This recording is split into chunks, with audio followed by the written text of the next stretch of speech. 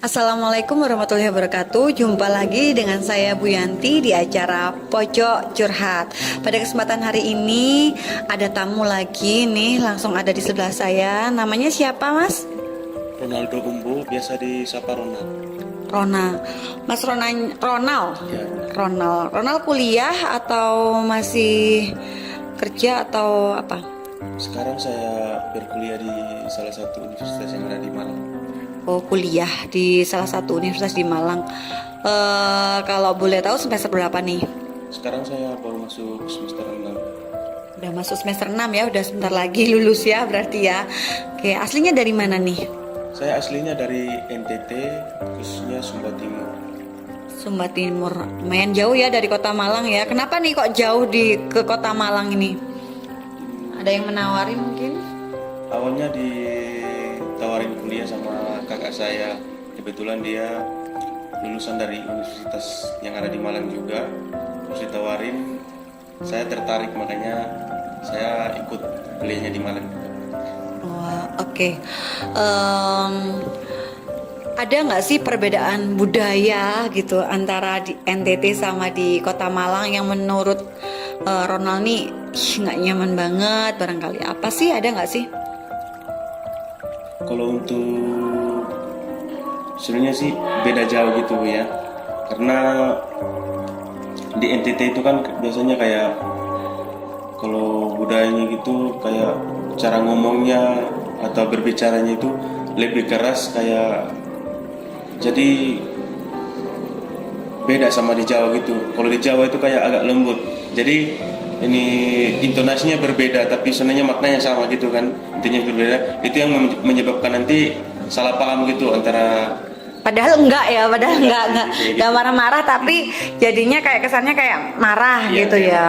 Oke, mungkin ada lagi nggak sih menurut Ronald yang mungkin agak beda gitu? Maaf ya, saya dengar kan ada yang mengatakan alkohol tuh boleh gitu. Apa sih menurut sudut pandang Ronald tuh yang di NTT tuh boleh kayak gitu, sedangkan di sini kan di Malang kan kayaknya masih belum gitu kita kan. Gimana menurut kamu? Kalau tentang alkohol sendiri, memang di NTT itu kayak udah nggak familiar kalau bilang alkohol, karena udah banyak yang mengonsumsi, apalagi kalau sudah masuk di usia dewasa gitu.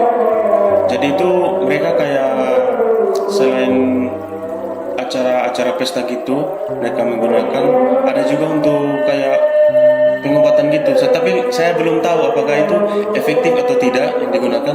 Namun tetap dipercayakan bahwa mereka itu bisa menyembuhkan, contohnya kayak penyakit diabetes gitu. Jadi setelah makan nanti diminum segelasnya gitu, segelas gitu, itu diminum terus menerus sampai kayak nggak rasa sakit lah, seperti itu. Sebagai pengobatan, Ronald pernah tahu sendiri. Iya, keluarga saya juga pernah menggunakan, bapak saya sendiri. Tadi kamu mengatakan alkohol di sana sudah familiar ya, dengan arti berarti kayak air minum putih biasa seperti itu kah? Betul sekali. Itu kayak di mana-mana itu udah terjual semua, jadi kayak larangan atau halangan gitu kayak nggak ada gitu. Sebenarnya ada dari pihak kepolisian ataupun pemerintah menganjurkan agar tidak berlebihan dalam mengonsumsi. Namun ya kayak udah jadi bahan minuman sehari-hari mereka, jadi tetap dikonsumsi.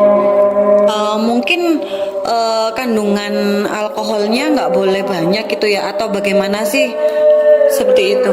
Karena kan kita tahu dampak dari alkohol itu kan bisa memabukkan kan salah satunya. Apakah nggak memabukkan tuh kalau seandainya tiap hari diminum gitu di sana? Kalau secara berlebihan pasti mabok, itu tetap mabok. Itu karena alkoholnya itu dalam minuman itu 75% gitu alkoholnya.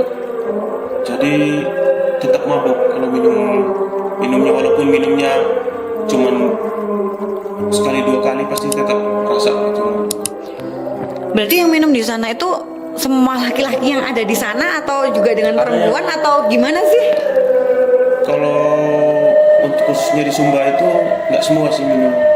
Jadi ada yang memang nggak mau dan ada juga yang udah memang kayak kalau nggak minum itu kayak badannya kayak nggak enak gitu. Jadi tersugesti gitu ya jadinya ya. Jadi kayak- Kalau nggak minum itu kayak nggak nyaman gitu ya. Jadi kayak nggak semangat gitu. Apalagi kalau kerja-kerja gitu ya, dia harus butuh dong alkoholnya gitu.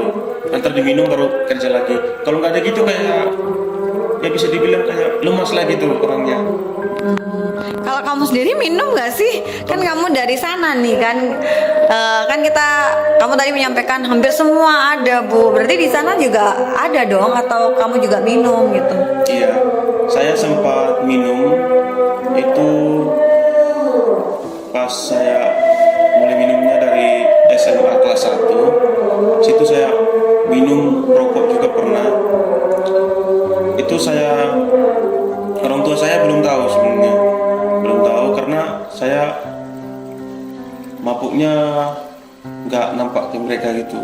Terus setelah saya masuk kelas 2 itu saya sempat istirahat selama 8 bulan nggak minum.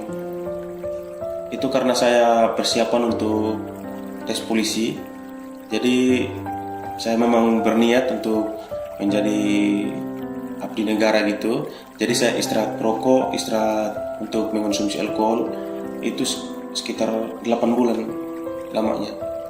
Tapi karena setelah lama kelamaan saya mungkin belum rezeki saya atau belum nasib saya di situ, saya nggak lolos.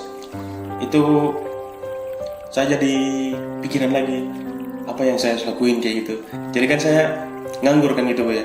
Jadi saya harus nunggu tes berikut gitu kan. Tapi saya nganggur. Itu saya frustasi juga. Kok nggak lulus gitu. Terus minum lagi? Iya, itu saya minum lagi, rokok lagi gitu. Habis itu saya curhat ke kakak saya yang di Malang sini. Gimana ya? Saya kan anak cowok satu-satunya gitu. Kalau saya terus-terusan ke sini, saya nganggur terus, bahaya dong gue bilang gitu. Nanti kedepannya nggak jadi apa-apa saya. Nah terus kalau kamu niat kuliah nggak? Sebenarnya nggak mau sih. Cuman mau nunggu tes itu. Cuman karena saya takutnya nanti jadi pengangguran yang Terus menerus. iya terus menerus. Itu saya mikir lagi. Kayaknya saya harus kuliah deh gitu. Jadi saya ambil keputusan untuk Berhenti. iya langsung nggak pikir untuk tes lagi. Jadi situ saya masuk untuk kuliah. Jadi itu saya masih mengonsumsi itu alkohol sama rokok gitu. Apa sih menurut kamu dampaknya untuk diri kamu sendiri mengkonsumsi alkohol kayak gitu tuh apa sih? Jadi kayak kalau yang saya pernah alami itu saya mengonsumsi alkohol. Di situ kayak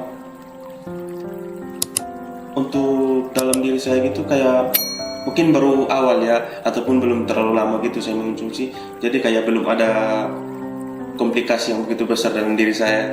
Jadi saya kayak rasanya biasa aja. Jadi setiap saya kepikiran sesuatu, saya minum dulu lah alkohol gitu. Jadi ketika minum gitu kan kayak pusing gitu terus kayak Langsung hilang, iya, pikiran. pikirannya hilang. Jadi sekarang masih pengen mengkonsumsi lagi alkohol dong? Untuk sekarang sih udah lama saya nggak mengonsumsi alkohol. Kenapa kok udah lama nggak mengkonsumsi? Ini karena apa? Saya pernah semenjak pas nyampe kuliah ke sini, saya pernah mengonsumsi juga alkohol di sini. Tapi itu beda alkoholnya sama yang dari dari kampung. Kalau daerah saya, jadi kalau minumannya itu kayak dari alam gitu, langsung dari bahan-bahan herbal gitu dari alam. Jadi yang difermentasi gitu. Beda sama yang ada di sini kan arak namanya itu kayak dicampur-campur gitu minumannya. Jadi kayak saya pernah mabuk itu saya nggak sempat masuk kuliah. Gara-gara mabuk Iya. ya, jadinya nggak kuliah ya. Sempat masuk kuliah itu saya mikir lagi, waduh kalau gini bahaya nih kan gitu kan. Itu kedepannya saya diajak minum itu saya mulai nggak pengen, takutnya kalau saya keterbiasaan terus di sini bisa-bisa saya jarang kuliahnya karena mabuk gitu. Karena banyak juga sih saya lihat mahasiswa di sini itu udah banyak yang lulusnya lambat. Memang itu keseringannya kayak mabuk-mabukan gitu juga. Seperti itu. Miris sekali ya fenomena yang terjadi karena alkohol itu ternyata banyak dampaknya ya. Salah satunya jadinya nggak jadi kuliah ya. Oke, semoga kedepannya kamu nggak minum-minum lagi ya. Ternyata dampaknya juga ke yang lain ya. Oke, mungkin saran dari ibu adalah lebih baik tidak mengonsumsi alkohol karena akan menghambat semua kegiatan. Mungkin enak ketika di awal ya, tapi akan susah di akhir. Oke teman-teman, sampai jumpa lagi di pojok curhat berikutnya. Assalamualaikum warahmatullahi wabarakatuh. Terima kasih. Sama.